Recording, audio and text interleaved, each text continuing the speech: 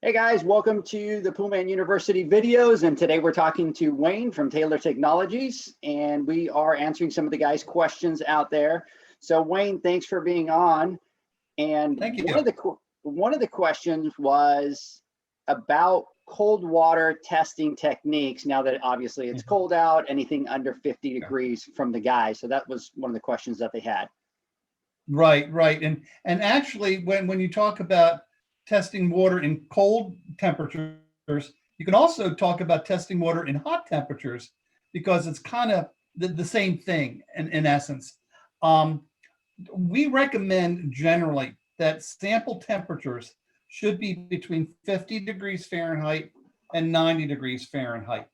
We found that temperatures that are greater than 90 degrees, such as what you would find in hot tubs and spas, have a tendency to cook the reagents, and you don't want cooked reagents. You want them raw. And when you're testing water that's under 50 degrees Fahrenheit, chemical reactions are slower. Colors might not develop as fast or different shades. I know one test in particular that's really affected by cold water under 50 is the cyanuric acid test, the stabilizer, the conditioner test. It is a turbidimetric test. Visually, you determine, when the black dot disappears. But what happens in cold water is that you go to add the mixture, your sample and cyanuric acid reagent, and it comes out looking like clumps of white chalk floating in the tube, and you're going, what on earth is happening here? And that's what it is. It's just not, it's not solubilizing. It's not mixing with the water well enough because of the temperature.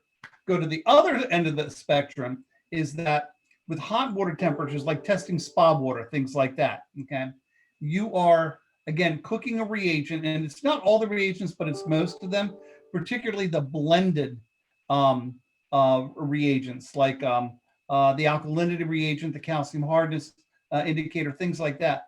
They tend to separate out, and you'll see, instead of developing, say, a red color, a green color for an alkalinity test start off, it'll go this weird shade of yellow orange, and you're really scratching your head going, okay, what did I do wrong? Well, something you did wrong, water's fault. So what do you do? Okay, so and in either case, you're going to do the same thing to solve the problem. Okay, you're going to collect your sample, and again, 18 inches below the surface, away from a return line, both in hot tubs and in pools. Collect the sample in an opaque bottle with a lid. Okay, so you're collecting your sample, tighten the lid up, go to an office, go to any place away from the pool, wait 2 to 3 minutes, and it will cool down or warm up, excuse me, to the local ambient temperature. It's very fast because you've got a small amount of water, and that's all you need to do. Now, it's easier to go from hot down to cool, okay? Going from cool up to warmer requires probably going inside or maybe sticking it in your coat or something stupid like that. But getting it into a warmer environment, it doesn't take very long to do.